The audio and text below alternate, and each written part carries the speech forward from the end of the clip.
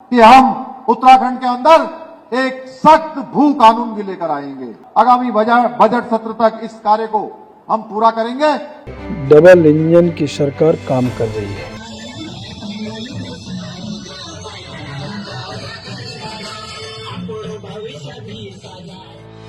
यूं तो उत्तराखंड को देवभूमि के नाम से जाना जाता है, पर वहां के विकास में कहां कमी रह गई और वहां रहने वाले लोग आखिर 5वीं अनुसूची की मांग क्यों कर रहे हैं? क्यों भू कानून के लिए संघर्ष कर रहे हैं? आखिर लोगों को क्यों नहीं मिल पाती हैं मूलभूत सुविधाएं? ये समझने के लिए देखिए हमारी ये खास रिपोर्ट। उत्तराखंड की राजनीति लगातार गर्माते जा रही है, क्योंकि एक तरफ लोग भू कानून को लेकर कई महीनों से प्रदर्शन कर रहे हैं, तो दूसरी ओर 5वीं अनुसूची को लेकर सरकार के खिलाफ जोरदार विरोध देखने को मिल रहा है। यही नहीं, बल्कि जिस देवभूमि की बात आए दिन लगातार होती है, वहां पर शिक्षा, स्वास्थ्य और जैसी मूलभूत सुविधाएं लोगों को नहीं मिल पाती। इसी को लेकर जब पूर्व मुख्यमंत्री और पूर्व गढ़वाल सांसद तीरथ रावत ने इन समस्याओं के बारे में चर्चा हुई, तो उन्होंने जनता को आश्वासन दिया था कि वे इसके समाधान के लिए हर एक कदम उठाएंगे और इन समस्याओं से मुक्त करेंगे। हालांकि उन्हें गढ़वाल लोकसभा सीट से टिकट न मिलने के बाद जनता में निराशा देखने को मिल रही है, क्योंकि जनता का मानना है कि उनकी समस्याओं का समाधान सिर्फ तीरथ रावत से ही संभव था।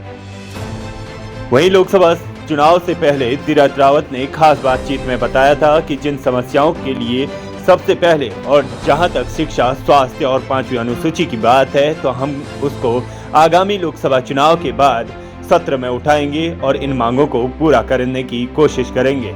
हम हमेशा से कहते आए हैं कि सबका साथ, सबका विकास, सबका विश्वास प्रधानमंत्री नरेंद्र मोदी के नेतृत्व में चलते रहेंगे। इसी जनता का प्रेम और विश्वास हमारे लिए सर्वोपरि है। 5वीं अनुसूची को लेकर रावत ने बताया कि हमने उत्तराखंड के विकास के लिए हर एक कदम उठाए हैं और आगे भी उठाएंगे। पीएम मोदी के नेतृत्व में तमाम मोटर मार्गों और फ्लाईओवरों का निर्माण हुआ। शिक्षा, स्वास्थ्य को एक नई दिशा मिली है। जहां तक 5वीं अनुसूची की बात है, तो रावत कहते हैं कि इच्छा शक्ति होनी चाहिए, लागू अवश्य होकर रहेगा। देखिए, उत्तराखंड आने वाले समय पर्यटन का हब बनेगा। जिस तरह प्रधानमंत्री मोदी जी ने चौमुखी विकास उत्तराखंड का किया है, ये उनका सपना है। अटल बिहारी वाजपेयी जी ने राज्य का निर्माण किया था, विशेष राज्य का दर्जा दिया था, लेकिन उसको संवारने का काम, चौमुखी विकास करने का काम प्रधानमंत्री मोदी जी के द्वारा। कभी लोगों ने उम्मीद नहीं की थी कि पहाड़ में भी ट्रेन चढ़ सकती है, और वो ट्रेन भी 120 किलोमीटर आपका कर्णप्रयाग तक होना और 117 किलोमीटर टनल के अंदर से जाना अपने आप में ऐतिहासिक अहम है। 4 धाम सड़क योजना, all weather road, Bharatmala road, जहाँ जाल बिछ गया, नेशनल हाईवे पट गया। तो ये मैंने कहा ना कि ऐसे इतने विकास कार्य, हर घर में नल, नल में जल। कभी उम्मीद कर सकते पहाड़ में कभी एक गांव में एक टैंक होता था, उसी से सब भरते थे। आज घर घर में नल पहुंच रहा है, नल में जल आने की ये सारी चीज़ें जो आपने जल जीवन मिशन के तहत मोदी जी ने देने का काम किया है। तो और बाकी जो मैंने योजनाएं गिनाई हैं, तो हर उससे लाभ ले रहा है। तो गैस कनेक्शन हो, पानी का हो, चाहे ये सब चीज़ें, शौचालय हो, सारी चीज़ें, तो कुल मिलाकर के वो है। और महिलाओं की जहाँ तक आपने की, तो महिला समूह के रूप में बढ़ चढ़ करके महिलाएं आगे आ रही हैं। अभी मैं गया विकसित भारत संकल्प यात्रा के तहत जो पंचायत तक हम लोगों ने वहाँ भी रथ दौड़ाया, वहाँ जो स्टॉल लगे थे, तो महिला समूह उभर के आई हैं। और लखपति दीदी की जो बात की है, तो मैं गया एक कैंप में, तो वहाँ भी 2 लखपति दीदी मिली। उन्होंने कहा 12 हमारे समूह से जुड़े हैं, अब ये भी लखपति बनेगी।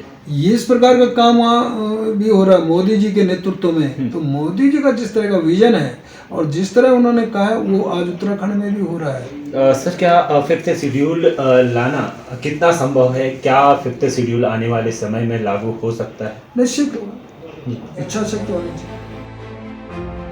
बीते 10 नवंबर को हरिद्वार में लोगों ने जमकर प्रदर्शन किया और सरकार के खिलाफ हल्ला बोल किया। उन्होंने कहा कि हम एकजुट होकर अपनी माटी की हिफाजत करेंगे, अपने हक और अधिकारों के लिए सड़क पर उतरेंगे। मूल निवास और भू कानून की मांग हमारे अस्तित्व से जुड़ी है, हमारे पुरखों की विरासत से जुड़ी है। यह लड़ाई सिर्फ कागजों पर ही नहीं, हमारी जड़ों की गहराइयों में बसी हुई है। हर कदम, हर नारा इस संकल्प को मजबूत कर रहा है कि हम अपने हक की एक एक इंच भूमि के लिए डटे रहेंगे। आओ इस संघर्ष में एकजुट होकर अपनी आवाज बुलंद करें। हमारे हक, हमारे भविष्य और हमारी पहचान के लिए ये प्रदर्शन जरूरी है। आप सबको विश्वास दिलाता हूं कि हम उत्तराखंड के अंदर एक सख्त भू कानून भी लेकर आएंगे। इसकी भी हमने घोषणा कर दी है और इसकी प्रक्रिया गतिमान है। लगातार स्टेक होल्डरों से बात की जा रही है, तमाम जो हमारे संगठन है उनसे भी बात की जा रही है और आगामी बजट सत्र तक इस कार्य को हम पूरा करेंगे। हम इस दिशा में काम कर रहे हैं। हालांकि उत्तराखंड में पिछले कई महीनों से भू कानून मूल निवास 1950 को लेकर तो कहीं 5वीं अनुसूची को लेकर जगह जगह पर जमकर प्रदर्शन हो रहे हैं। कहीं महारैलियों का आयोजन हो रहा है जिससे सरकार जनता की मांगों को माने। अब देखना होगा कि आखिर कब तक सरकार मूल निवास 1950 और सशक्त भू कानून पर एक्शन लेती है। अब सवाल ये भी है कि कब तक उत्तराखंड की जनता को न्याय मिलेगा। क्या उत्तराखंड सरकार सशक्त भू कानून लागू कर पाएगी या फिर नहीं।